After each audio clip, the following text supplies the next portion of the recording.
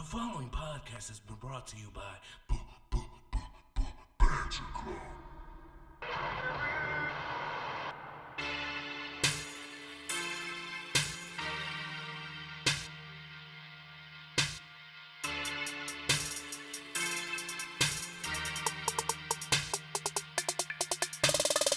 Oh, ladies and gentlemen, boys and girls, children of all ages, Banter Club proudly brings to you this one half of the longest reigning tag team champions of the world.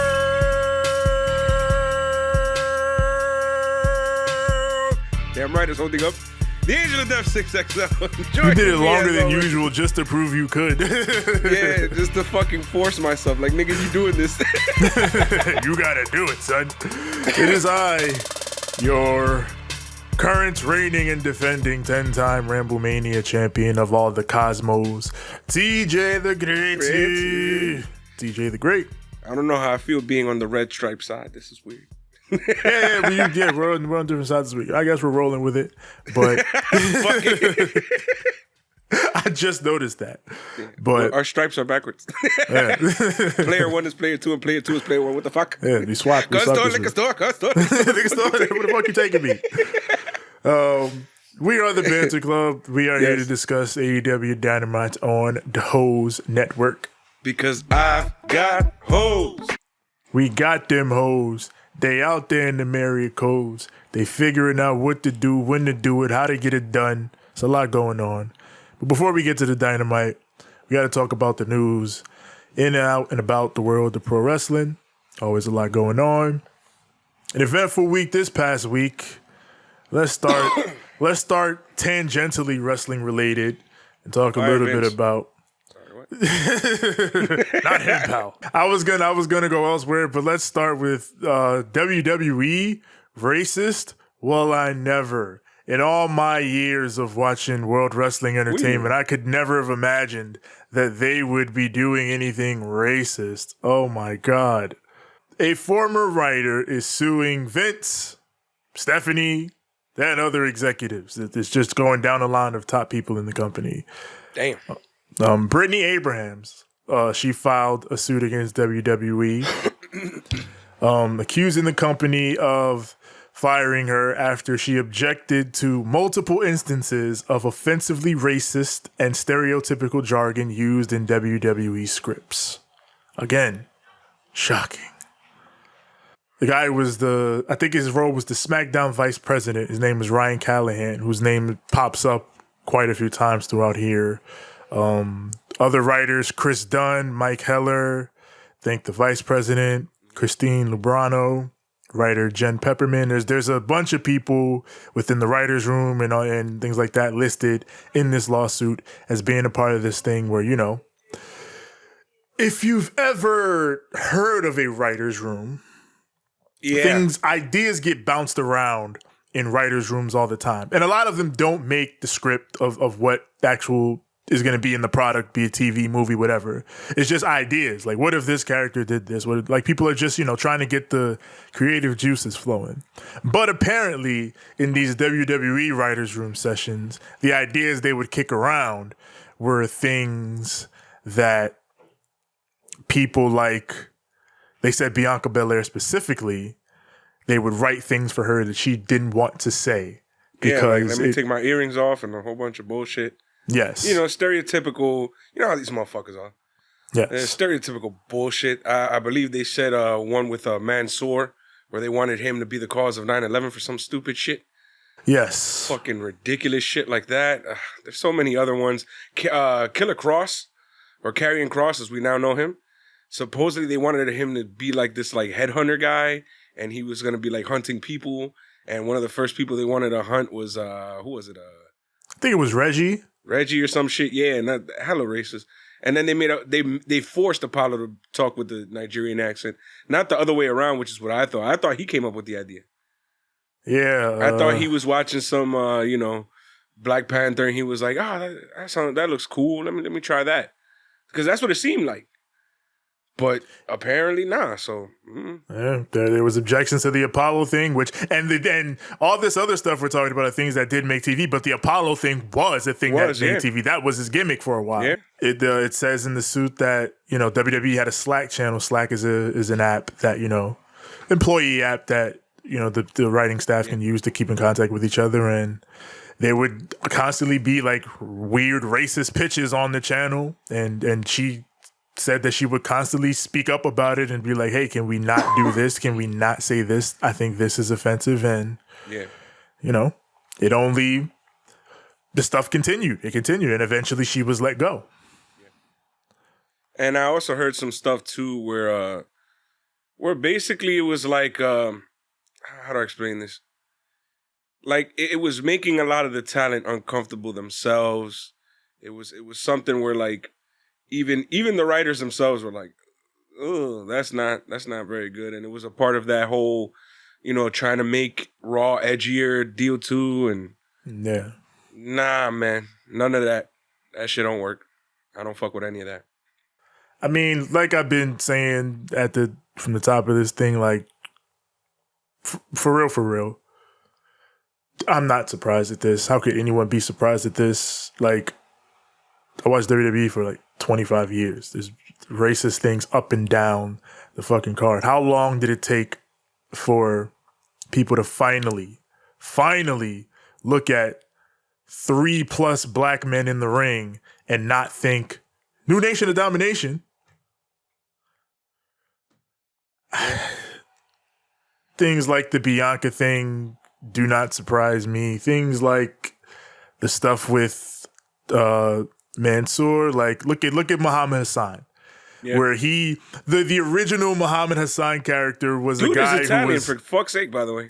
Yeah, he was an Italian guy playing a Middle Eastern guy, which is even worse. Yeah, and the original character was a guy who was lashing out at the American public for being racist toward Middle Easterners post 9/11. That character was a heel, and then they just turned him into a terrorist. That's what bugged me. Like, that's not a heel character. Yeah. Saying like, yo, stop being racist towards my people is not a heel character. Why the fuck did they make that a heel character? Yeah. And then they went all the way with it and try to make him a terrorist. And that we all know what happened there. Yeah. Goodbye. Vince McMahon has said the N-word on WWE television. Like, you can't be surprised at these type of things. Like I said, it's a culture thing. It starts at the very top. If the writers are in this room making these types of pitches, then they obviously feel okay and comfortable making these types of pitches in a public setting. And the reason for that has got to be, at the very least, tied to the fact that the owner wants to hear this shit, or he's at the very least receptive to it. And the shit that pisses me off too is that, like, this ain't new. This should go back all the way back. Like, and I understand, like, culture was different back then. But, like, even in the 80s and the 70s, when they had guys like JYD, they cut some fucked up ass promos. I think it was Greg the Hammer Valentine who cut a promo where he called him a nasty black man or some shit. Yeah. Some racist shit like that. And I was like, yo, I don't care if you a heel. And I don't care if it's the times. That shit, that don't sit right with nobody, bro. Roddy Piper, legend of the business, did literal blackface. Half blackface. Half blackface, but did literally blackface. Like, and unfortunately, there's a comfortability with racism in the pro wrestling business that stretches back a very long time, and even to this day, it's still there. Like, things are different now, societally, things have changed, but that culture of racism, is particularly from top people, is still there, still around, even if it's manifested itself in different ways than it used to. So, I mean, me looking at it is like, yeah, this is a thing that's happened, and I wish this woman luck. I would love to see something real come out of this, but knowing how this company operates and knowing how things have gone for the past 30 years, I can't help but think that this is just going to be another one of those situations where one of Vince's legion of yes men take the fall for him and take that hit for whatever, and business goes on as usual. Just like John Laurinaitis did. Mm-hmm. Now, granted, John Laurinaitis was a part of the situation, but, Vince was the one who was, in trouble for doing stupid shit, but you can't fire the boss. Yeah. You can't fire the owner of the fucking company, especially when he's majority shareholder. I mean, again, best of luck on this lawsuit, but, knowing how WWE operates, it's going to be a tough one. But moving on to another bit of sad news. Yes. A guy who was, in a lot of ways, tangentially responsible for the Attitude Era, Jerry Springer, yeah, man. Damn. passed away this past week. Damn, man. Yeah. I was just like, the whole week I've spent like thinking about Jerry and how influential he was to like all of our lives growing up. Anybody who's a '90s kid, you're raised on Jerry Springer. You know what I'm saying? Every time the way you knew you wasn't going to school is if you made it to Jerry Springer. Facts. After that, ain't nobody taking your ass to school. You sick and you stay home. And nobody be forced happy you out as of bed. hell because you'd be sick and you'd be like, oh fuck it, I wasn't gonna be able to fucking do shit at school anyways. Man. So clutch of the sick days, Jerry Springer, and for anybody who knows that legacy in the 90s, he had that talk show and it became just the wildest, most raunchiest bullshit on daytime television. And that style of TV, Vince Russo even talked about it a few days ago after Jerry Springer's like, let me make this clear, bro. We were absolutely watching Jerry Springer every single day coming up with ideas, bro. And I mean, you could see it in the time. And it wasn't just Vince Russo and WWF. Like, no. If you watched TV at the time, like, there was a Jerry Springer bit on the Wayans Brothers show. Jerry Springer was a genuine, huge part of popular culture in those times. All I have to say is, damn near anything that's popular culture ended up on the Austin Power movies, and so did Jerry Springer. Absolutely. Jerry Springer had his own pay-per-view special and all that. Yeah. Like when it comes to those like defining things of periods of time and you think of the mid to late 90s, absolutely Jerry Springer is one of those things. And, the Too Hot for TV tapes and all that shit. Yeah, you can thank Jerry Springer for damn near anything that was counterculture at the time. Freaking not just the daytime shows like Maury and Oprah and Ricky Lake and Jenny Jones and all those.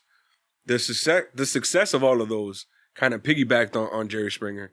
But also things like I said earlier, like movies and damn near anything on TV was like inspired by Jerry Springer at the time. Yeah. A huge indelible mark on popular culture and entertainment. Celebrity Deathmatch, goddamn. Yeah, shit. Jerry was on that too. Yeah. Well, at least his character was. Yeah. He even got to eventually pay off that tide of wrestling. I mean, he had wrestlers on his show, Razor Ramon, Iron Sheik. But then later on, he got to guest host Monday Night Raw during that era. Mm-hmm. And I actually remember him being one of the ones I actually liked because it was like, yeah, he actually kind of knows what the hell he's doing. He's an entertainer. He knows how to entertain. Yeah. So, the people backstage on that show were kind of fucked up. Like, if you actually listen to these guys during interviews, we didn't give a fuck. We were just fucking doing anything that would be controversial, and people would be like, oh my God, that's on TV? Listen, and a bunch of people were posting it last week. At one point, he legit just had the KKK on stage, and motherfuckers were just rushing the stage to fight with the KKK. Jerry himself. We were talking about this on one of our live shows where I was like, I would have rushed the stage. Jerry himself was about to throw hands with them. Yep.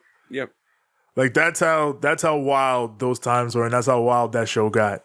And for those of you who don't know, like, I believe Jerry was Jewish. Yes, Jerry was Jewish. So the KKK to him was also like, oh, fuck you.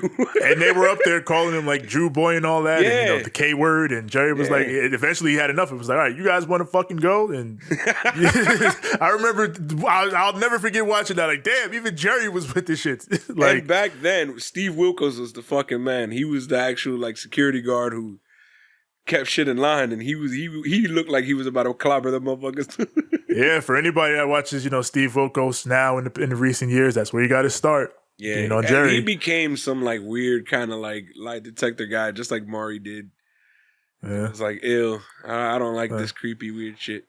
Like Steve does like the serious shows, like no bullshit on Steve shows, where it's like he does like, you killed my son, and then now you're gonna take a lie detector test to see if you did it or not, like shit like that. Genuine awful stories on Steve. Yeah, it would get like a little too dark for me sometimes.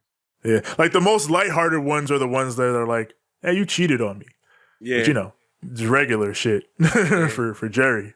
Yeah, or the ones where it's like, you're the father of my child, and you've been running away on some Mari shit. The bad ones were like, oh, did you fucking touch this child and blah blah blah, and I was like, whoa, yeah, I ain't trying to watch any of that shit. That's not my. And it all those always ends people with exist, Steve. so we can't ignore them and pretend like they don't exist. But it's still like, I don't want to. Yeah, it's still nasty. It always ends with Steve just going, "Get the hell off my stage!" Yeah, and the crowd just goes, and the crowd explodes, and I'm like, nah, man, this ain't entertainment, bro. This is like that motherfucker should be in jail. This is gross. I want that guy to go to jail. Yeah, like, what are you doing? Don't cheer because they caught him, nigga. Fucking throw his ass in jail. Get him, Steve. Arrest him. Word, he's a former cop too, so it was like, yo, handle that, cuz. What the fuck are y'all doing? Impact Wrestling. Yes. They did some tapings this past Friday. Yes. In Chi-Town. Yes. Our boy, the Pro, Dave, the Pro Wrestling Podcast. He was over there. Fucking Young Wolf sent us the picture. Look, Dave in the crowd. Look at that. There you go. So yeah, you watch Impact in the next few weeks. You're gonna see him quite a few times. Yeah. There in the front by the stage. Good shit. Yes. Good tickets. Yes. He was inviting us, but we don't live in Chicago. I would have liked to go if I was in Chicago, but I was not in Chicago. Yeah, me either. And my job would be like, hey, the fuck are you going? What are you doing in Chicago, man? You need to be here for 12 fucking hours back to back to back to back. What is wrong with you? Yeah, you can't do that in Chicago. But yeah, there a couple things happened on this show. Nick Aldis had his first match back in Impact, and we had a debut. Miss Trinity Fatu pulled up at Impact. She's a maid. Well, I don't even know what her theme song is gonna be, but that's the song we know her for. She's a maid. We don't know the theme, but we know the presentation is very similar to what she had going on in WWE. The glow is back. Yeah. She glowed that ring up. You saw her. And like I've been saying. Did you see the post that Mercedes Varnado posted? Yes. Where she was like, CM Punk, where you at? We in your hood. Yo, that whole little clique of Mercedes and Trinity and FTR, Bailey and FTR, like Punk. That's get you people like that. Yeah. Because everything they do, you always see one of them like, that's right. That's my fucking homegirl. Support. Constant support. Trinity, her first match will also be taking place during these tapings. She's going to face Kylan King. And throughout there, we will see what she does. She used to be in AEW. Yeah. Kylan King has made quite a few appearances in AEW. Currently signed with Impact. So, good talent. She's stepping into a very good women's division. You know, we could potentially see Trinity and Deanna, Trinity and Jordan. You got a lot of good people in there for her to face, and I think this is a good landing spot for her. Finally showing up somewhere, post WWE. My question is, when is Tony gonna pull the fucking trigger and be like, "Hey Trin, I see you over there with my friends Impact. Would you like to Jade Cargill?" Yeah, that'd be some fire shit, bro. Yeah, I'm just waiting for Tony to just pull up to her and Mercedes like, I got this Jade Cargill over here, and I feel like you guys can make a lot of money together. Mm-hmm. So, Trin and Jade Cargill, I feel like that's money. Facts, absolute facts. Don't get me wrong, Mercedes Varnado would be money as well, but I feel like the fact that both of those girls know each other and they're kind of cool with each other, Trin and Jade would be some fire. I feel like the chemistry would be nice. Two unfairly gorgeous. I mean, at the same time, though, we could talk about the Hardy Boys and how horrible their fucking chemistry is, even though they're brothers. So. Facts. The Hardys are good at everything except wrestling each other. Yeah. But even then, they kind of figured out how to do it. Yeah, with the just do it at their house. Yeah. Yeah. That's the way to make the Hardys wrestle each other good. Just do it at their house. Oh God, Matt Hardy has to break his brain and yeah. Basically, just do all the shit they did when they were kids. It turns out that shit is actually entertaining for a wide wrestling audience. Yep. To NXT, Sol Ruca. She is sidelined with a torn ACL. And I figured this is important to talk about because I don't watch NXT, but I be on Twitter, and Sol Ruca is a Twitter favorite. Apparently, they have this new trainer over there that's been working on a lot of lifting and things like that primarily, instead of what they were doing before, which was like cardio and things like that. So they changed their training regimen, and now there's been a lot more of these ACL type injuries. And it's funny because I remember, I think this is that year that like everybody in WWE got injured. I think it was like 2015, 2016. Yeah. Like half the damn roster was injured, and it was all due to like lifting injuries, like ACL, bicep, shit like that. It was all the same sort of injuries. And it came out, and it came out that it is because they were all like doing these crazy lifting sessions on the road at different gyms and shit. Like I think Big E and Seth and all of those guys were like at a gym trying to break, I think it was Cena's powerlifting record or whatever. Damn, like idiots. Yeah, like Cena's built different. When are y'all gonna understand? Yeah, they were all just lifting like crazy. So you got to regimen that shit, I guess. Like, like don't ever try to compete with guys like Cena and Brock and shit like that unless you've been fucking training like Cena, Brock, and guys like that. Because it's like, it's not gonna work out well for you, bro. It's not. Yeah, if I see a wall of records and the number one is like Brock Lesnar, he got it. I ain't going for that. He got it. So hopefully they're getting the message to be careful with all the heavy lifting stuff that they're doing. Yeah. These guys got to work. They got to get in the ring. So give well wishes to Sol Ruca and everybody that's injured in NXT because they got a few injuries right now. The Lions. Yeah. But yeah, Sol, we see her clips on Twitter. She belongs in AEW, honestly, because of the way she works. Yeah. It's clearly like Kenny Omega inspired, but it's a bunch of really dope shit. Like she's really good. And that's another thing I feel like in NXT, they make you work out like a monster, but then they slow you down wrestling wise, which is why it's like it doesn't make any sense. Yeah. It's like we train you to be able to wrestle like that, but then we make you wrestle, we make you dumb yourself down, which is like, what are you doing? Yeah. And I guess it's partially because they want them to do simpler shit because they have to work more often. But, you know, what good is that if they're getting hurt because you got them lifting crazy? It makes absolutely no sense. Yeah. I would have them do what they said they were doing before with the other trainer, which is mostly cardio and being able to go type of things, so you don't get blown up mid-match and shit. Yeah. Like, you know, at this point, you're a recruiting athlete. So, you know, I think you can keep them on a solid, stay in basic general shape regimen. But yeah, for stuff in the ring, I think the cardio would be best. Yeah, and that's another thing I feel like a lot of people don't give credit to a lot of these guys. Because, like, there's guys like Bronson Reed, the Viking Raiders, Otis, like, you know, big guys, and they can fucking go. Like, they can go for hours, bro. They got all that fucking cardio in them, and then that's what you should really be paying attention to. Is like, even the big guys in this company can do some fucking good ass cardio matches. Like, it's incredible. Like, I know me personally, like, shit.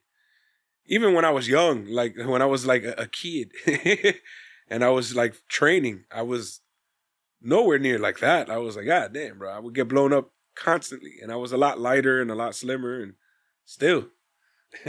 Guy I always think about when it comes to that is Kevin Owens.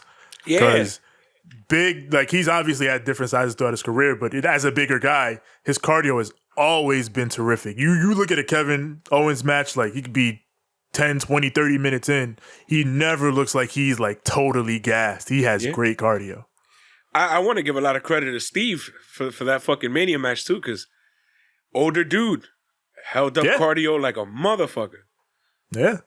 And that's the reason why a lot of these wrestlers that are a bit old, getting older, you know, like when you hear them talk about, okay, like I got to train, and we're like, why? Like you're look at you, you're still in great shape, and they're like, yeah, but I'm not in wrestling shape. You got to the cardio has to be up there. Yeah. I look good shape, not I can move around shape. Yeah. There is a difference between the two. There is a peak difference between the two. The Rock was explaining it when he got when he got injured at Mania and shit. Remember that? Where he was like, yo, I was too big. Yeah. I was trying to move like Slim Rock, and I'm over here fucking Brock Lesnar Rock. Yeah, he's huge, especially from the last time he had wrestled. Yeah, so yeah. It's like, oh no, this is not working. Yeah, man, you can even get injured. You know, it's crazy. Yeah, so it's a lot. It's a lot to manage. Real quick, speaking of Mercedes Moné, New Japan, they are crowning a strong women's champion. And they have announced a one-night tournament for their show Resurgence in Long Beach, May 21st. Didn't 4 she say women she was gonna be involved. in Long Beach? Mercedes is in this tournament. She is going to go to Long Beach. She's going to smoke weed with Snoop Dogg and potentially win a championship. So on Mercedes' side of the bracket, she faces off against Stephanie Vaquer. And on the other side of the bracket, it's Momo Kogo versus Willow Nightingale. Woo! Which means that we have a new agenda for a potential dream match. Holy shit. Because, listen, you give me Mercedes and Willow? Stop playing with me. Mercedes as the heel? Stop playing with me. Yes. I fuck with that. I fuck with that heavy. I ain't even know about this, so I'm like, yeah. May 21st, Long Beach, California. We got Young Wolf going to that. We got to ask him. And one more little bit of WWE news real quick. I just thought this was funny to note. Hazel had actually pointed this out yesterday when he was reading off the names for the draft. And then when I looked on the website earlier today looking for news, I saw that Mad Cat Moss, you know, our favorite controller, Mad Cat's controller. He's going back to being... He got his name back. Yeah, he's Riddick Moss again. Yep. He's no longer a controller. Our boy is free from third-party controllerdom. Yeah, apparently they felt like, you know, the whole storyline with him and Corbin is over, so why the fuck are we still calling him Mad Cat? Yeah, why is that man still a fucking controller? Fix him. Yeah, because the whole thing was Happy Corbin and Mad Cat Moss. Yeah. And that had been over. Like, that ended that long ago, and right? They were just like, what do we do? Yeah. The last time I watched SmackDown, he was feuding with Cross. Like, he's in this serious ass feud with Cross, and they're just Madcap. What? So I don't know. But you know, he's got his name back, so good for him. Good for the homie. Now hopefully he can advance a little bit in WWE, because that name will do you no favors. Yeah, that shit was corny. Dynamite rating. Let's talk about it. Okay. It is slightly up. Okay. 863,000 viewers on TBS, up 4% from last week. Even with all the basketball, huh? Yeah, because there was a lot of sports competition. So playoff basketball and playoff hockey, which is why AEW is number 9 with basically the same demo rating as last week where they were number 7. There's a lot more competition up there.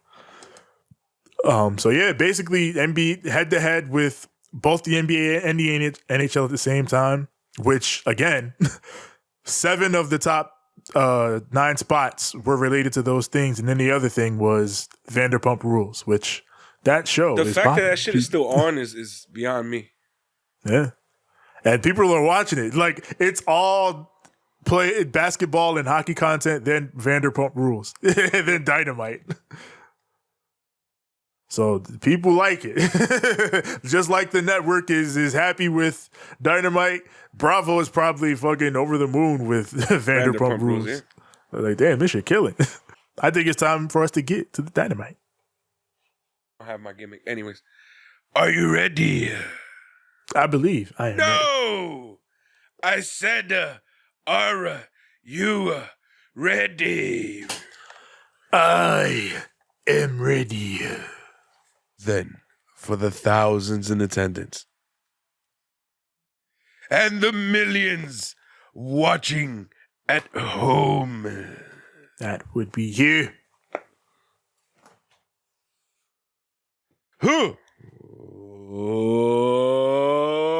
Let's get ready to banter.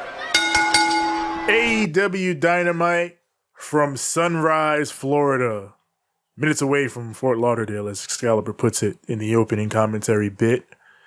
And our opening match is for the AEW International Championship. Bandido returns to the United States to take on Orange Cassidy, the champion. Y'all ready for some flippy shits? Some pew-pews? Oh, hell yeah. Going into OC's 20th defense of the International Championship, which is second most in AEW history behind only Jade Cargill, who is the current TBS champion.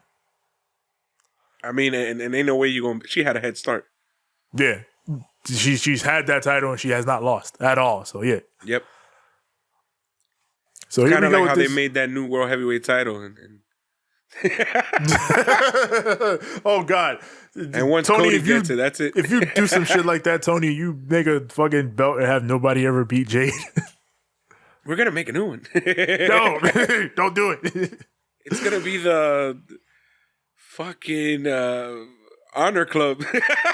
Honor Women's Club. title. Women, yeah. Bring back the Women of Honor Championship.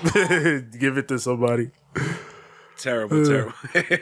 Orange Cassidy, this match starts off with Orange trying to put his hands in his pockets, but Bandido is smart, so he doesn't allow it.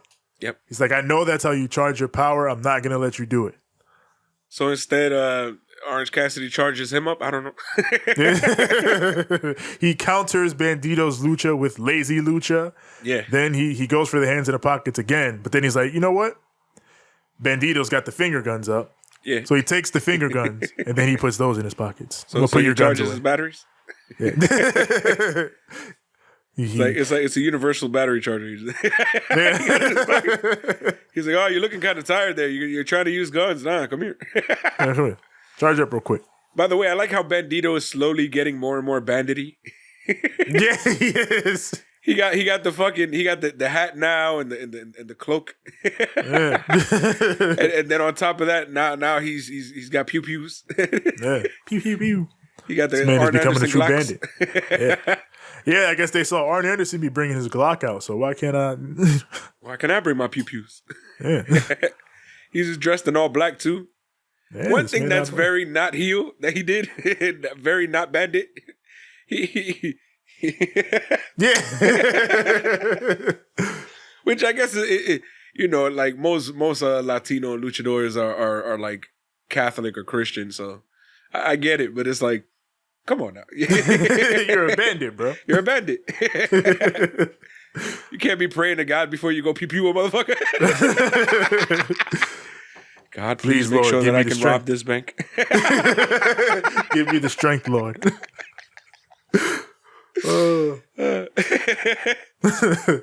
So he sends Bandido outside this Orange, and then he's finally able to successfully power up. Yeah. He goes for a tope, but Bandido catches him and drops him outside. And then Bandido puts on a stretch muffler in the ring. Yeah. He sends Orange outside and then follows with a tope con hilo into the picture-in-picture. We come back from the pip. About 20 seconds into Bandido holding this man up for a vertical suplex. Then Orange goes for the lazy slaps because Bandido slapping him. On commentary, they kept mentioning that like he's deceptively strong. Yes. He would like legit like shoot fucking pick you up. and as we saw in this match, hold you up there for like 30 seconds at least. A while. A while. Legit. Yes, this man is very strong. So Orange takes him over to the corners, bashes him off the top buckle, hits a Michinoku driver for a near fall. Then Bandido takes this man to the apron, one arm suplexes him into the ring. There's the strength. Then a pop-up cutter for a near fall. Then Orange goes for a crossbody, but Bandido catches him, press slams him for a near fall. Then Orange goes for the mousetrap for the 1-2. He got him. No. Bandido reverses, and Excalibur talked about most of this match how Bandido had been training specifically to counter Orange's mousetrap. Yep. He pops off the ropes, hits the orange punch, then follows up with the beach break, and that is what it takes to put Bandido down. Orange gets the win, and this man continues to put on banger after banger after banger with this title run. He cooking. Listen, Orange Cassidy is great. He's fun. If anybody ever wants to like ask me like, so what are you into when it comes to AEW? I will immediately show them an Orange Cassidy match. And I'll be like, I like the fact that he knows that this is wrestling. So he's not just acting like, okay, like this is shoots. This is, you know, he's more like, man, this is wrestling. Let me do something fun here. That's just unique and different. And he gets it a lot more than a lot of these other guys do, which I really appreciate with Orange Cassidy. He's great. Yeah, it's like I've said before, like in terms of and what people talk about, like a lot of old school guys talk about in terms of what makes a great wrestler. I think Orange Cassidy is that. Like he has a great character that people connect to. He's able to put on great matches with all sorts of different types of wrestlers. Yep. Like he doesn't like he'll sometimes do big spots, but he doesn't often do the craziest biggest spots. Most of his big spots are shit like him putting his hands in his pockets. Yeah, and it's great. It's a type of wrestling style where he can probably wrestle for a lot longer than a lot of these other guys will. Yeah. Doing that gimmick, because at the end of the day, it'll always be over. He can always play with it. He can slow down when he wants to slow down. He can pick up when he wants to pick up. He can get you excited and get you into it, and he knows when to not be silly Orange Cassidy and when to be serious and when to he's got it. He's got that timing and that mental capacity to know when we should be doing what. All praise for Big OC. Yep. And then post-match, he gives Bandido an honorary pair of shades. Yep. Respect between the two competitors. He tries to put it on him, and then it like keeps like flopping out, and then Taz is like, well, he doesn't have his ears out, and I'm like, yes, he does. I guess he does. I didn't see. I didn't notice. Yeah, Bandido finally takes them and then puts them on, and his ears are out. He gets them on. Yeah. The thing is, like, his ears are like slightly in his mask, so he had to like pop them out proper so that he can be able to put on the shade. It's more about it stretches out the glasses more than because it has to go around the front part of his mask, which is not going all the way deep into his face. Yeah, so it kind of pops out a bit, which is why I can't go all the way around his ears. Yeah, but eventually he got it. So they walked out both thumbs up and both had shades on. Yeah, which is not spoilers, but watch. Keep that in mind. Keep that in mind. They boys. So, now we go to Renee Paquette with Adam Cole, and she asks a question, but her mic gets fucked up. Yeah. Oh, AEW. It didn't get fucked up. They shut it off. Yeah. Because I guess they were trying to turn off the crowd noise a bit, and they pressed the wrong button. Yeah, and they just cut Renee's mic. Then they fix it. They fix it eventually, though. Yeah. Then Adam Cole's like, he says he's going to call out Chris Jericho tonight. He says, if you're not a coward, Chris, you'll come out and you'll see just what a big mistake you made last week. And then he walks off. And then Orange Cassidy and Bandido walk right up to them afterward. With the damn shades on. And then Orange is like, hey, you want an interview with us? We just had a match. And then Renee's like, if you notice, because like I said earlier, his ears are partially in the mask. It's like over the side of his mask. Yeah. What is it that he says? He just looks at her and just... Yeah, because Renee's like, no, I was actually just talking to Adam Cole about what happened last week. I know you guys weren't here, but yeah, a lot happened with him and Jericho. And then Orange is just like, oh. And he turns around and walks away. And then Bandido walks up and he's like, oh. And he turns around and also walks away. Yeah. But he looks at the camera first like, yeah, I'm cool. Yeah. Why are Orange Cassidy and Bandido suddenly my favorite tag team? I don't know. If they would have added Danhausen to that situation, I would have been cracking up. Word. Now we got Renee busy. Yeah, because we went to break. We come back and she's with Jungle Boy and Darby Allin. Yes. Darby speaks to Jungle Jack. He says, we said a lot of things last week. We may have went a little far. We don't have to like each other, but as pillars, we should respect each other. I should have been down in that ring last week to help you. I shouldn't have been up in the rafters if I'd have known what was going to happen with MJF and Sammy, because that finish was crap. I agree. I agree. Yeah. But we said, it was different. So yeah, they were serving a purpose. But he said, Jack, do you have my back tonight? Because I think after what we saw last week, they're definitely going to try something again tonight. So I think you should have my back tonight so we can keep it fair. And Jack is like, you know what, you're right. And I do wish that it would have been you and me out there tonight. But it just isn't. So I wish you luck. Which he didn't say yes. So yep. And then Darby's like, well, yeah, I do wish it would have been us out there. Because I would have beaten you again. And then they get each other's face real quick. But that felt more like friendly. Yeah, just friendly nudge. rivalry banter type shit. Now we got Jeff Jarrett versus Dax Harwood. The God has arrived. Double J. By the way, Hazel hates the remix. Fucking hate this shit, bro. I'm like, why? I don't like this remix, bro. I don't like it. Nah, that shit makes me laugh every time I hear it. Me too. Dun, dun, dun, dun, dun, dun, dun. I'm like, oh shit. That shit is so chaotic. It feels like if Macho Man and fucking Jeff Jarrett became a tag team back in the 90s. Yeah, that would have been Jarrett. such a chaotic ass team.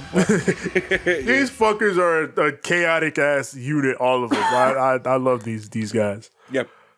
But yeah, Jarrett versus Dax, which, a bunch of good, as you would expect, old school ass wrestling, Southern style wrestling back and forth between these two. Jarrett out wrestles Dax early and then gets off that Fargo strut, but that pisses Dax off. So then he gets on top, gets some chops in before Jarrett cuts him off into the pip. We come back. Dax makes a comeback. He hits a diving headbutt for a near fall. Then Jarrett goes for the stroke, but Dax dodges, and then he hits a pile driver. That gets a near fall. So Jarrett tries to back away, like, I'm done with this. But then Dax brings him right back into the ring, where Jarrett posts him and then rolls him up for a near fall.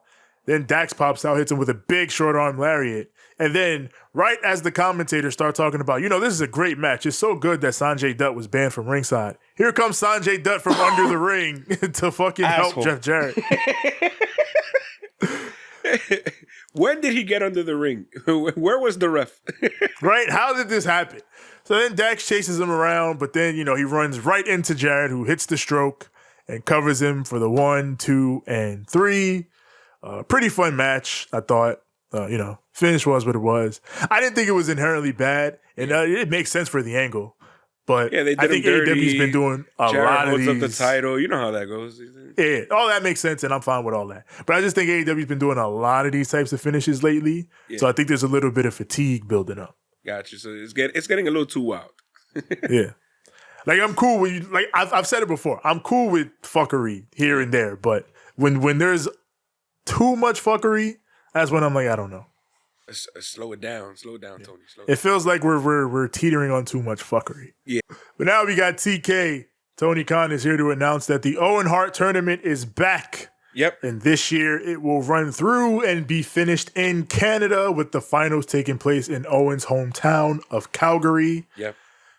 They show, clips of the tournament last year of the winners, Adam Cole and Britt Baker, Martha. So all that's coming back this year, the trophies and the belts, I assume. So yeah, I'm good with that. Yep.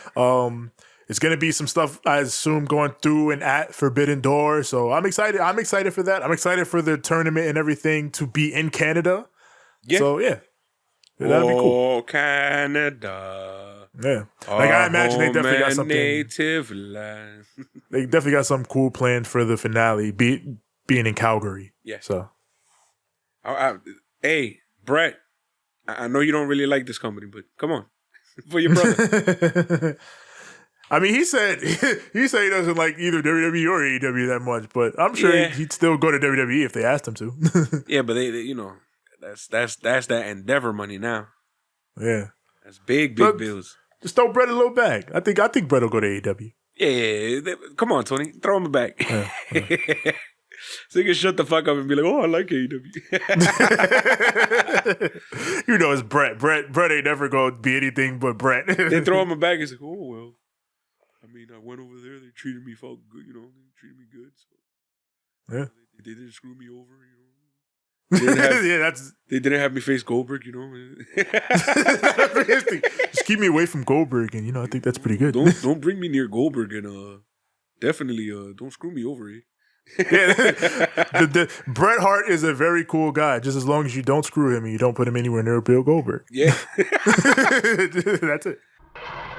Now we got speaking about Goldberg and things like that, we got Wardlow with Arn Anderson versus a jobber. Wardlow can wrestle. Yeah, Wardlow's a good wrestler. But, in terms of like dominant, big guy, destroys everyone energy, he has that type of Goldberg energy. That put him out there, quick squash match. It's going to be great. Yeah, which is what they did here. Yep. Put him out there, have him powerbomb a dude a couple times, and, do your thing real quick. Have Arn cut a promo, and there you go. So, yeah, Arn gets the mic post-match. He's like, tell that young man to go get an ice pack and a six-pack. He's done for the night. Yep. So he says, I've been in this business for 40 years. I've walked the halls of AEW for 3 years, and I've seen who's who. And I've got to say, the NFL draft is tomorrow, and, you're looking at that number one pick. He said the draft is tomorrow, and everybody was like, what? And then he specified the NFL draft. Yeah. Because that was a quick, hey. Yeah, which, I feel you, Arn, because I don't watch WWE, so it didn't register with me that, people might have thought he meant another draft. Yeah, but you can hear immediately in the crowd, like, what? Yeah. Audible groans, like, whoa, hey. Yeah. Wait a minute, is he? The WWE fans were like, he's talking about WWE again, there they go. By the way, Arn was wearing my shoes. Yours? He was wearing some Adidas Sambas, which are like my favorite fucking shoes to wear. Shouts out. There's a few people wearing Adidas on the show. Adidas Sambas are like the most comfortable fucking... Go buy you a pair of Adidas Sambas if you want to have a good shoe to walk around in. Yeah, shouts out. I was literally wearing those shoes while watching the show. Yeah, I was finishing up at work, so I put my shoes on. I took my Crocs off. Okay. And it was like, wait a minute. Why are we wearing the same shoes? Man, Arn had the rep. Yep. But yeah, he says, given the draft is coming up, you look at those guys who could be a number one draft pick, who could be the guy to take you to a dynasty. And I think Wardlow is that dynasty guy. But he's like, there's a few things, Wardlow, that you're going to have to agree with me on before you become that dynasty guy. You're going to have to get nasty. You're going to have to bite a guy's finger off. You're going to have to take a guy's eye out. But before you can get too much deeper into that, out comes Christian Cage and Luchasaurus. Yep. They walk down to the ring. Mean as hell. Luchasaurus looks crazy with that new outfit. And Wardlow lays down the belt like, you want it, come get it. And Christian Cage steps up to the apron, but then steps back down. Yep. Like, nah, Luchasaurus, we're not doing this today. This is just a quick universe mode cutscene. Here's the funny part. Let's get out of here, Luchasaurus. Luchasaurus like, nah, nigga. I came out here to fight. I want the smoke. Christian's like, excuse me, bro. Come on, let's get the fuck. Come on. Nah, we good. Let's go. Gotta listen to Christian Cage. You know what he's doing. Luchasaurus is out here like, well, fuck you up. Gotta control your dinosaur, Christian. Yes. Jungle Boy was good at it. What are you doing? Yeah. Now we got Renee with Sammy Guevara and MJF. Brother, Sammy's gonna we're happy and we're singing and one of us is colored. Yeah. Give me a high five. But friends don't high five. According to these two. No, they hug. Yeah, they hug. And they also, MJF walks in and interrupts Sammy and kisses him on the forehead. So then Sammy just kisses him right back on the forehead. Yep. And then, Sammy's like, they say that me taking the money to take a dive in the main event of Double or Nothing is ruining the sanctity of the sport. Well, guess what? We don't care. And then they laugh. They're great on that. Yeah, their timing on this was really good. Sammy pulls out a gift for MJF. He's like, I got you a gift, man. A vest. It's a matching vest with Sammy. So then MJF is like, no way. That's crazy because I got you a gift too. And he brings out a fucking Furberry scarf. So now they got matching vests and matching scarves. They are a terrible twosome. Disgusting brothers, you may even say. Terrible. And the funny thing is that They ended up getting those jackets, those vests originally for wow. My God. Gas. Nah, they got those belts those vests originally for the Inner Circle. Remember that? Mm-hmm. And then Sammy like kept going, and as the JAS came up, he got his new version, and I guess now he made Sammy one. I mean, not Sammy, MJF one, which is MJF one. kind of funny because it goes full circle to when he was trying to be in the Inner Circle. Now we go to RJ City. This Shout guy. out to RJ City, probably before the show. He talks about, there's a big night. We got Kenny Omega and Takeshita teaming up. You like this dude? But then, I like RJ City. I find him corny as fuck. You've never watched AEW? Yeah, I find them corny as fuck. AEW makes me laugh so fucking hard all the time. Not me. I'm just like, this motherfucker corny, bro. Like off my TV. Nah, I like RJ City. To each their own. Yeah. But he don't even get to really say nothing because John Moxley runs in and murders this man. He just takes him out, lays him out, says BCC got blood to collect tonight. God damn, man. Did you see the new shirts? Yes. Be real. And I'm like, there's a certain rapper from California who's going, the fuck, bro? Where's my royalty check? What the fuck do you mean? What the fuck is going on here? Darby Allin versus Sammy Guevara. Super Saiyan Sammy. Yes, Super Saiyan Sammy is here. MJF joins commentary and bribes Taz with pickles so that he'll stay out of the argument when Tony starts yelling at him. The commentators start arguing about what MJF and Sammy are doing, and then the whole time they're like, Taz, do you agree with this? And then Taz is like, bro, these pickles are great, bro. He's just eating the pickles the whole time. At first, though, he didn't want to try the pickles. Yeah. He was then saying, what was it? He said, I gotta watch my sodium, bro. I'm getting a little up there in age. I gotta watch my sodium. Sammy and Darby fight to the apron. Sammy goes for a low blow, but with the ref called up, he hits it, and then an acai moonsault from Sammy, and Darby gets cut on his forehead going into the pip, like above his eye. Acai. Then Sammy goes for a Latino Heat Frog Splash for a near fall. Then he follows up with the Three Amigos, but Darby cuts him off. He goes for a tope, but Darby stops him with a cutter mid-air. Yep. And now he pulls out a table. And the crowd loves that shit. Yep. Then Darby fights back and sets him up, but Ty Mello runs down and she distracts the ref. And a Spanish fly lands off that for a near fall. But then he sets Darby up outside, says, I'm fucking crazy. And then it's a 630 senton through the table. Yes, we know, Sammy, you are in fact fucking crazy. Yep. And you're wrestling a guy who's as crazy as you are. Yes. So Sammy's going to take the count out, but then Darby gets back in at 8. MJF is pissed off. He goes up for the coffin drop, but MJF comes in. He sees Darby on the apron. He tosses him the skateboard. And then Darby's like, what the fuck? He turns around, and then Sammy bumps, and it's an Eddie spot. The ref turns around and is fooled by it, and he calls for the DQ. And then fucking Darby the whole time is pulling what's the name of this guy? The guy who played Shane and Punisher. Oh, John Berthnall. Yeah, you remember the meme where he's like, no. That was Darby. No. The whole time. But it's a DQ. Yeah, it's some bullshit. Yucky, man. Yeah. Honestly, I would say AEW's most unnecessary DQ yet.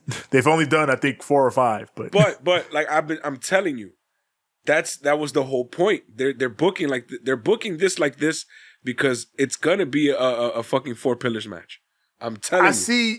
I see the vision, but man, they attack Darby post-match, and then Jack Perry runs down for the save. He helps Darby up, but Darby's pissed off that he didn't have his back in the match. So then MJF grabs the mic. He's like, you guys can kill each other. That's fine with me because we're main event the pay-per-view and you two are going back to the undercard where you belong. Ooh. And then Tony stands up from commentary and he's like, listen up, you prick. And then MJF's like, you can't call me that. And Tony's like, I just did. Yep. Tony's evil. Facts. See, not for nothing. If he got beat up, I'd be like, all right. You asking for it. Like the Ring of Honor guys, I was like, no, they didn't even do anything. But Tony came out on this when he was being spicy. He out here actively beefing with MJF. Facts. And Adam Cole, by the way.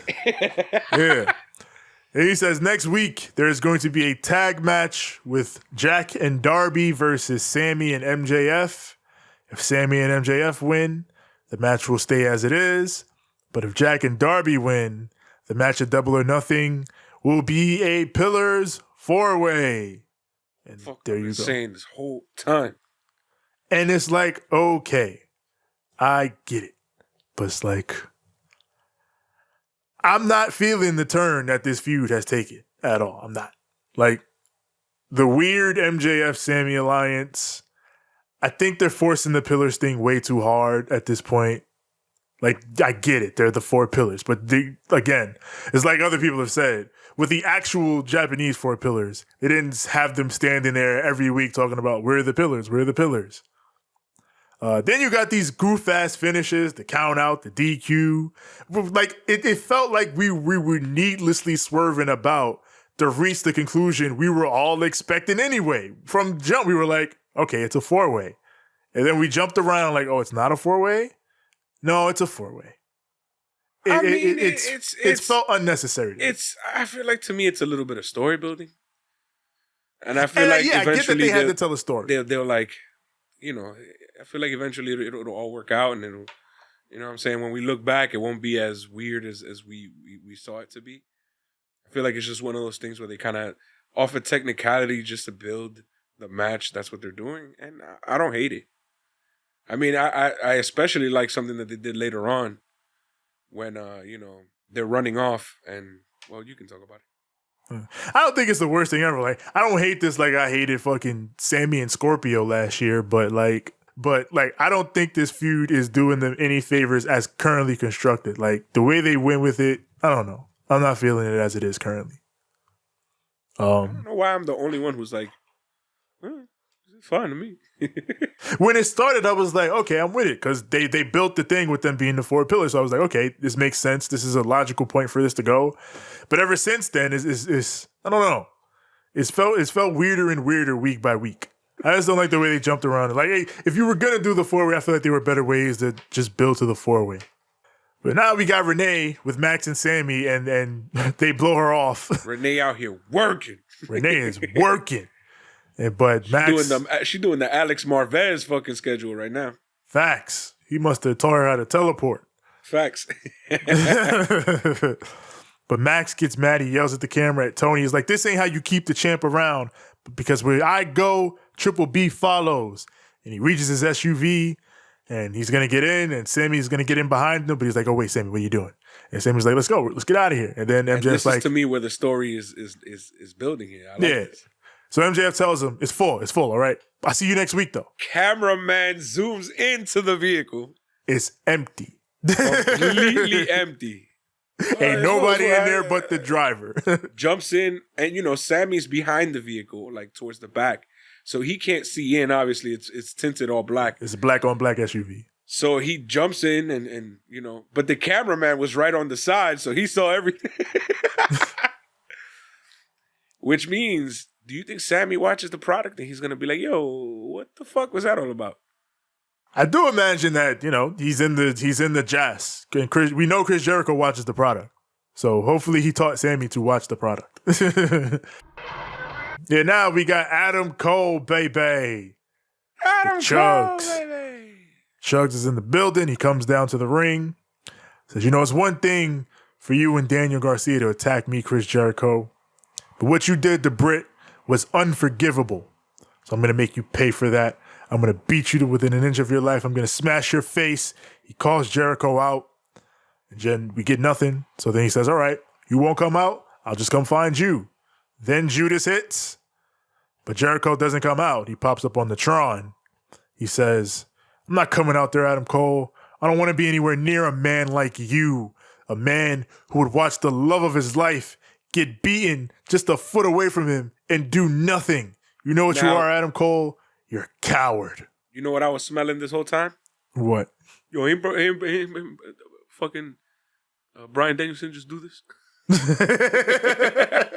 don't this mean he gonna get jumped? And sure enough, he's like, I ain't coming out there, but my boys will. Yep. And I'm like, God damn it. Y'all did this shit last week. Yeah. Danielson did it better. The Danielson bit still popping. Danielson did it way better. You got promo time and you're not gonna cut a promo? That shit was great. So yeah, the Jazz comes down. They attack him. But then Orange Cassidy and Bandido hit the ring and make the save for Adam Cole. Yes. Which is kind of funny because they were just together with Renee. Yeah. Renee Sneeze. So I guess they figured out the situation from Renee and was like, oh, I guess we should help him. And they decided to help him.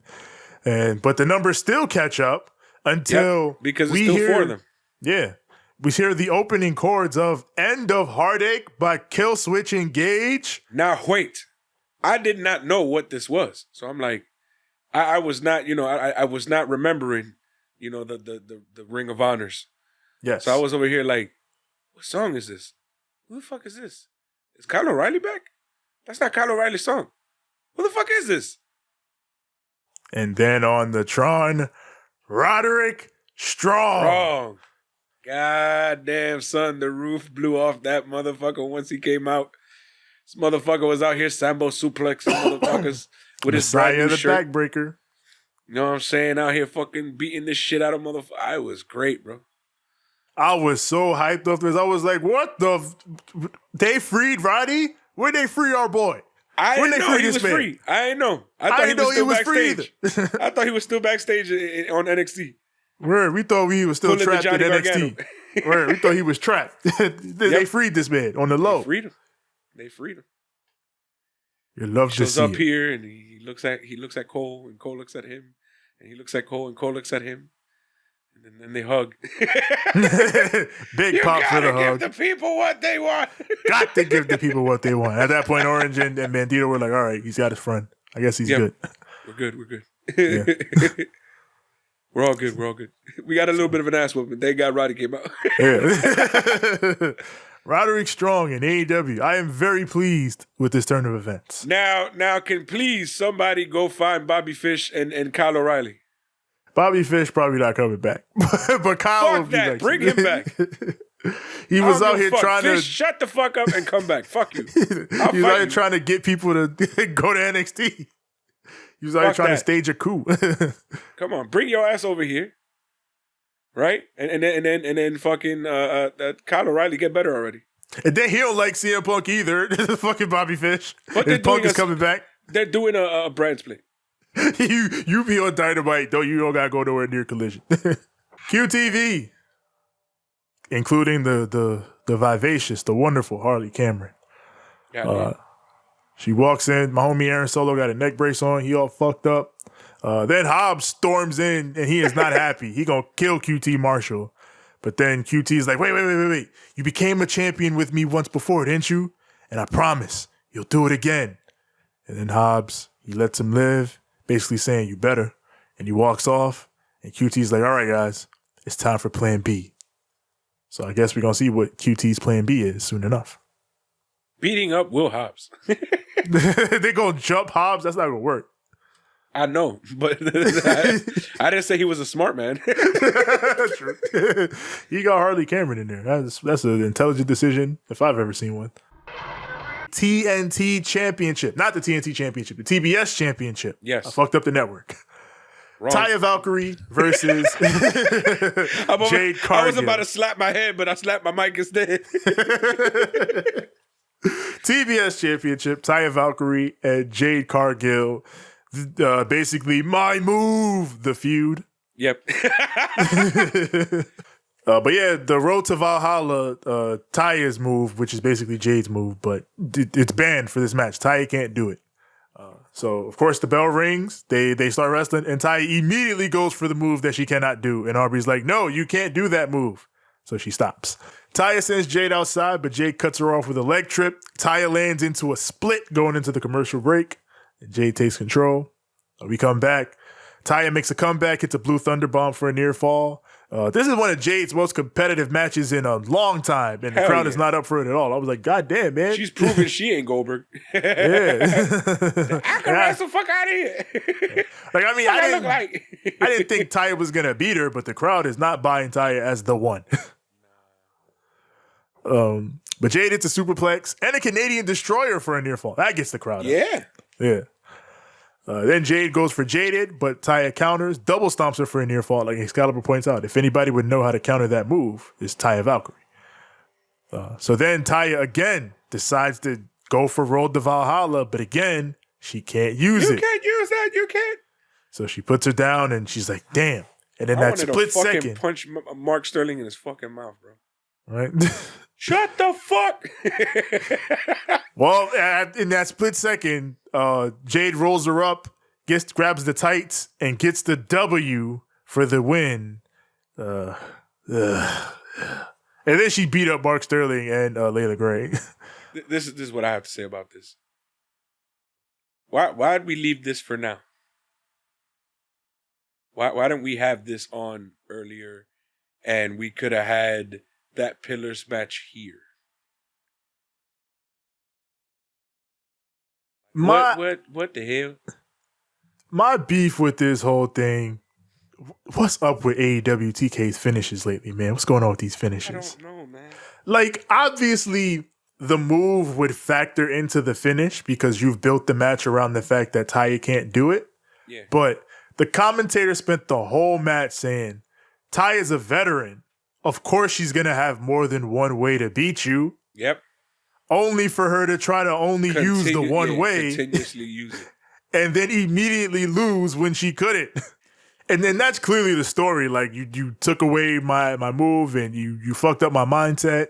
And I guess that's what they're going to go back to. But, like, then afterwards, Taya almost did it to Aubrey and she got booed. And, like, I don't know, man. Like I said before, it was fairly easy to see that Taya wasn't going to be the one to win here, which is fine. Yeah. But I feel like this finish hurt her in a way that wasn't necessary, that you didn't have to do. Yeah. And, like, it's unfortunate, but this is the type of stuff that the detractors of the women division point to.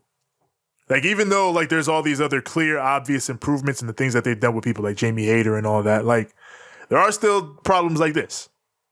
My thing is that I feel like it's too close to the end where you're starting to feel like, all right, these are like the main matches, and this was just kind of meh. You feel me? It was just kind of in the wrong place. I feel like had they put this in the middle of the first hour, maybe it would have been a little less.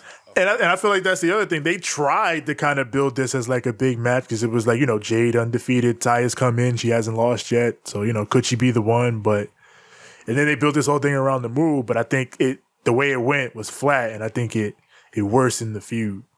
I mean, did not dig that finish at all. Nonetheless, we move on. Britt Baker and Jamie Hayter. Shout out to Jamie Hayter. She is killing that suit. Goddamn, girl. But they're backstage. Jamie says, you guys can use weapons. You send me to the hospital. You can do all that all you want. But you girls have declared war. And the only way you end this war is by sending us to the bloody morgue. I love her gangster accent. shit. Yeah. Her accent makes everything so fucking gangster. Yeah. You want to send us to the hospital? Send us to the bloody send me morgue. A hospital? You don't have to send me a fucking morgue. I whoop your ass. So you gotta kill me, mate. You've got to kill me. Put bullet in my ass. Yeah. Jamie ain't having that shit. But yeah, Britt Baker and Jamie Hayter looking like they're ready to get into some action. Facts, bro. Now we got a quick promo from Switchblade Jay White and Juice Robinson taking on Ricky Starks and Sean Spears on Rampage. Bullet Club Gold in the building. Naturally. Six's arch nemesis.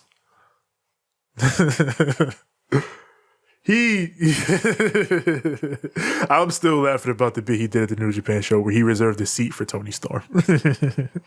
I want to see fucking Juice Robinson versus Daddy Magic. Oh my God. That's crazy fucking wild energy back and forth the whole time. In a battle of who's harder. Facts. Rock hard Juice Robinson or Daddy Magic's nipple. Yeah. You know what makes Daddy Magic's nipples hard? Nothing can be more hard than rock hard Juice Robinson. No, nothing can be harder than Daddy Magic's nipples. They're just yelling at each other. Excalibur runs down 5 million things in 2 seconds, and then Tony's like, "You're the man."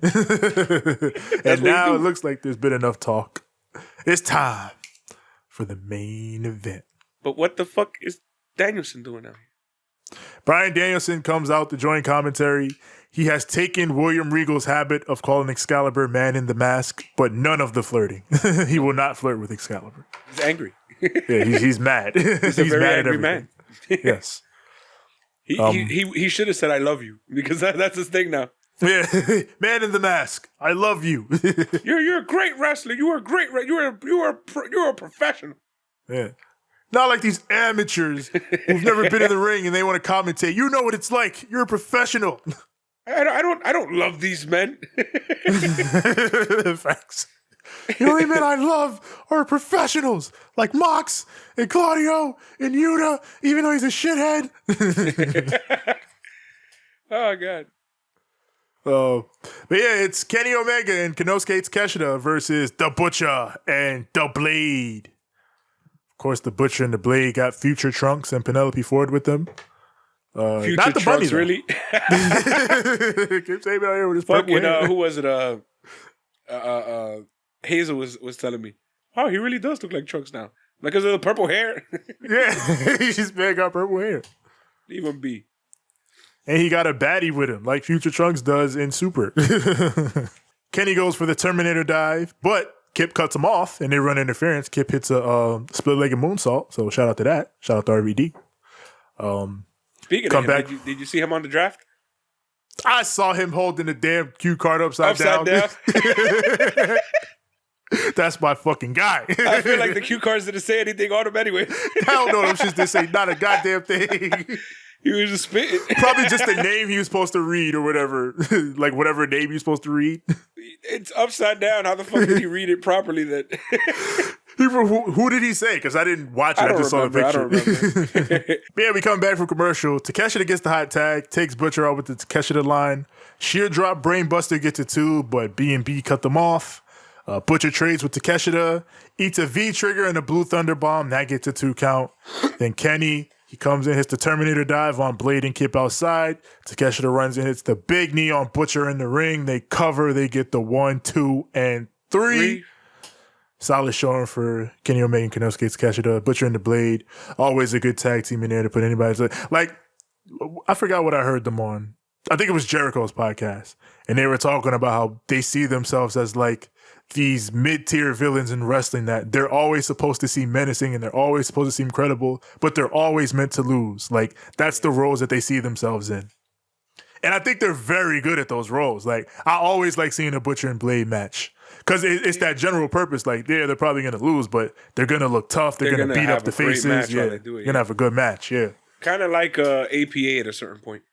Yeah. APA was that too after a while. Like, gatekeeper type guys. But I'd have them win a lot more than they do, to be honest, though. I would too. I would have them. I would make them just like the APA. Like, where, like, you guys are. I'd have them have the gimmick. I'd have like a fucking actual like butcher shop where they go and they're there filleting meat and shit. They did that. Remember when MJF, because they do that thing where they're mercenaries. When MJF first like recruited them, he literally went to a butcher shop and like gave them money and shit. And like Butcher was in his outfit with a big cleaver in his hand. Yep. They should do more shit like that. I would have them do that and then have that be like the gimmick where they're just always preparing meat. Yeah. Like anytime, like, because that's usually what they do. Like, that's usually the story for any Butcher and Blade match. Like, such and such heel paid them to finish off these baby faces. So, yeah, like, set that up with segments like that. And I'd actually have them, like, because they're not out here trying to win belts and shit like that. So I'd actually have them be like, killers for hire type of deal. Yeah. You know, you just like, really run with that idea. I like that. Just go to the butcher shop, and they're there fucking filleting meat and fish and all sorts of shit. And then you're like, hey, I need a job. Yeah. And they're like, what do you want? I'm gonna give you in this piece of paper. Look. Oh, but you gotta go kill Sammy Guevara and Chris Jericho. And then they're like, we got you. And there you go. Yep. So, yeah, we definitely need more of that with Butcher and Blade. Shout out to them. It'd be like their version of the bar. You feel me? Yeah. They're just kind of like hanging out, doing their thing, and then it's like, yo, we need you. Facts. Fuck, I might even go whole fucking Butcher and Blade Protection Agency. Yeah, fucking why not? Like eventually, if they do the thing where they get so overdoing it, they turn face. Yeah, that's what I'm saying. You can flip it like that, and that's already that's technically a thing they're already doing. Butcher and Blade as mercenaries. We're just taking it to the logical endpoint and conclusion and extreme of it. Anyways, so yeah, post match, Dragon gets the mic. He comes down. And he says, "What I see in that ring is a professional wrestler who just won and a washed up amateur coasting off his old glories in Japan." Wow. And then he says, Takeshita, you have so much potential. If you train with the elite instead of the BCC, he fucks up the line. And the crowd is like, and then he has to yell over them like, if you train with the BCC instead of the elite.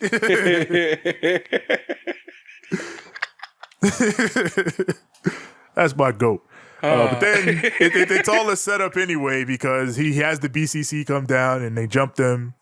And then, Dragon is like, Mox, we got to finish the job that we started last week. But then the Young Bucks come out. They saved them from getting screwdrivered. And then they have the screwdriver and they present it to Kenny. Yep. And he's going to take out Mox.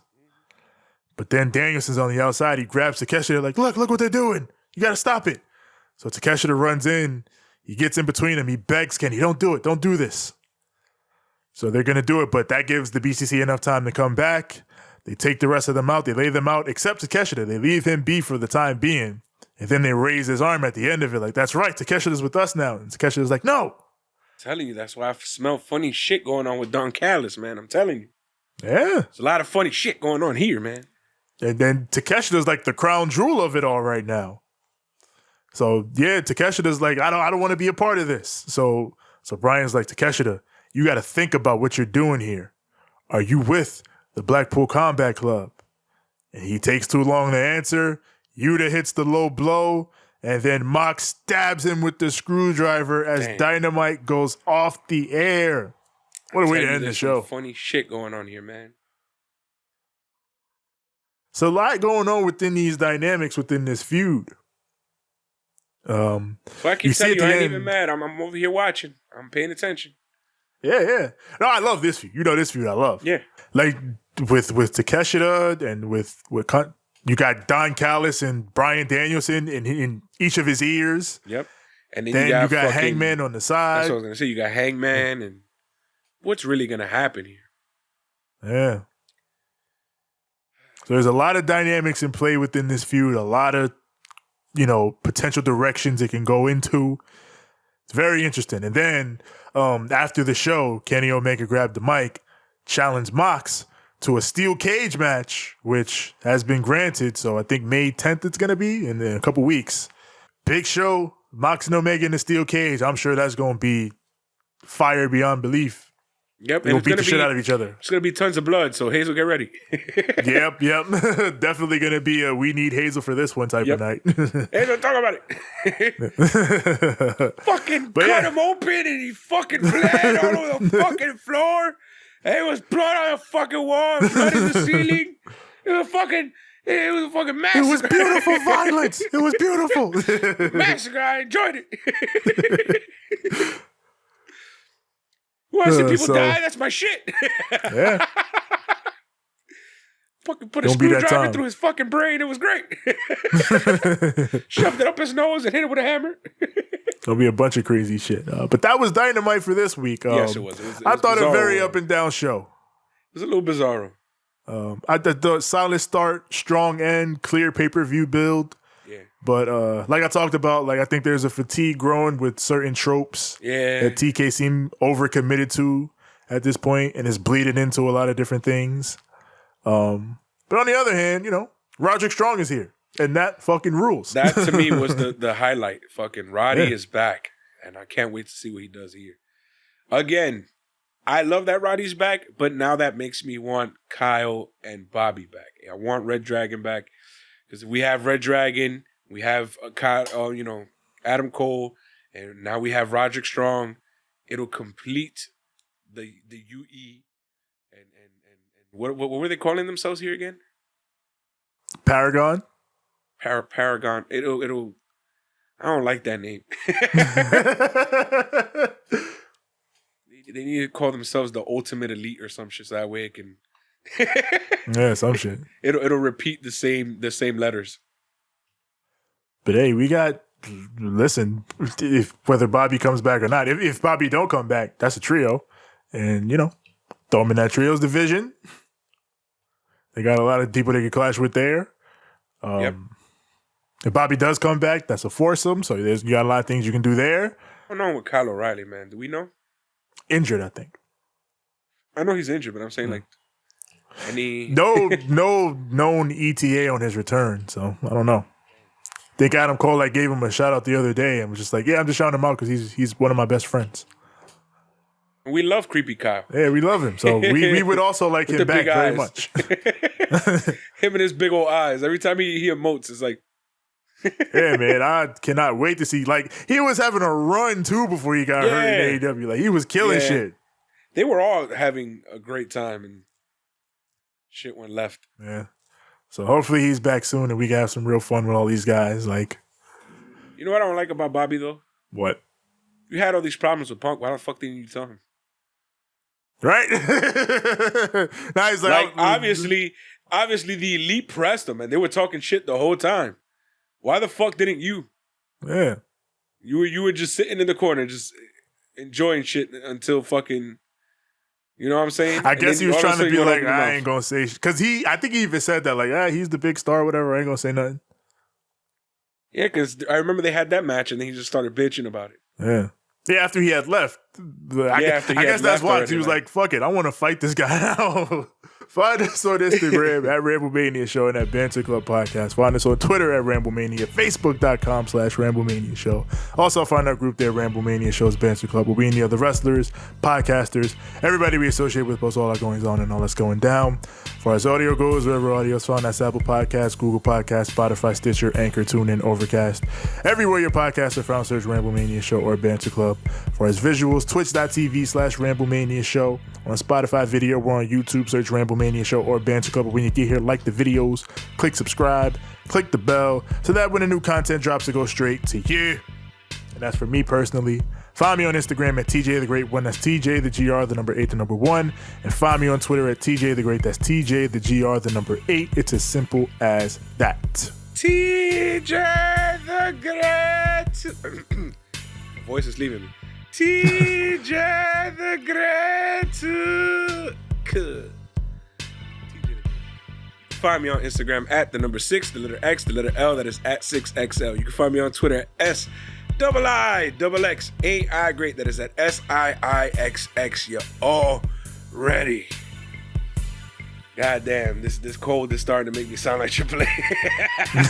God damn it. You get it. You can also find us on TikTok at Ramblemania Show, where we post funny clips for, all the things that we do here for all of you. TJ, time to leave these people a little something we like to call sweet. Too sweet. We're going to do something a little different here. And we're gonna leave him with a take care of yourself and each other. Yes.